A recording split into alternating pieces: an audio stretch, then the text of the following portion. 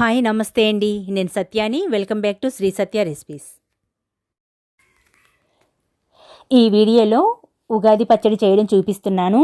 ప్రతి ఒక్కరూ ఈ ఉగాది రోజున భక్తి శ్రద్ధలతో ఉగాది పచ్చడిని చేసి దేవుడి దగ్గర పెట్టి మనం తింటూ ఉంటాము.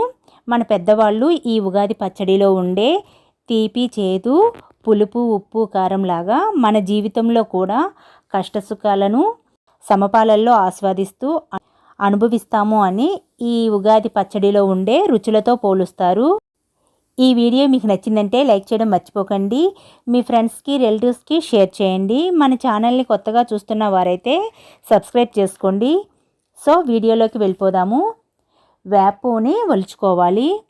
ఇలా వేపుని ఒలుచుకొని వేపుని ఇలా నలిపామంటే వేపు రేకులన్నీ ఊడిపోతాయి. ఇంకో ప్లేట్లోకి ఇలా రేకులన్నింటినీ సపరేట్ చేసుకోవాలి. రేకులన్నీ సపరేట్ అయిపోయి వీటి తొడిమలు మాత్రమే మిగులుతాయి. చూస్తున్నారు కదా, ఇలా రేకులన్నింటినీ సపరేట్ చేసుకోవాలి. వీటిని పక్కన పెట్టి చింతపండుని తీసుకొని శుభ్రంగా కడిగి నానబెట్టుకోవాలి.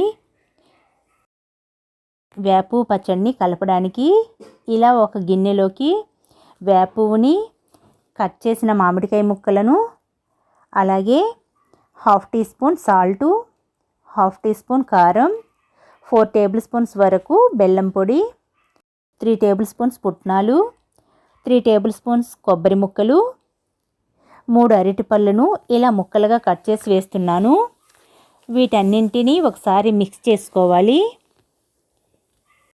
వీటన్నింటినీ మిక్స్ చేసిన తర్వాత చింతపండు పులుసుని వేసుకోవాలి. మనకి కావలసినంత లూజుగా కలుపుకోవాలి. ఈ వేపు పచ్చడి పల్చగా కాకుండా చిక్కగా ఉంటేనే బాగుంటుంది. ఇలా షడ్రుచులతో ఉగాది పచ్చడిని దేవుడి దగ్గర పెట్టి ఇలాంటి రుచులతో మన జీవితం కూడా బాగుండాలి అని కోరుకుంటూ ఈ ఉగాది పచ్చడిని అందరం తింటాము.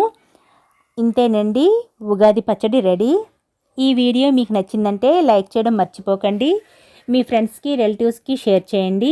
మన ఛానల్ని కొత్తగా చూస్తున్న వారైతే సబ్స్క్రైబ్ చేసుకోండి. Thanks for watching Sri Satya recipes.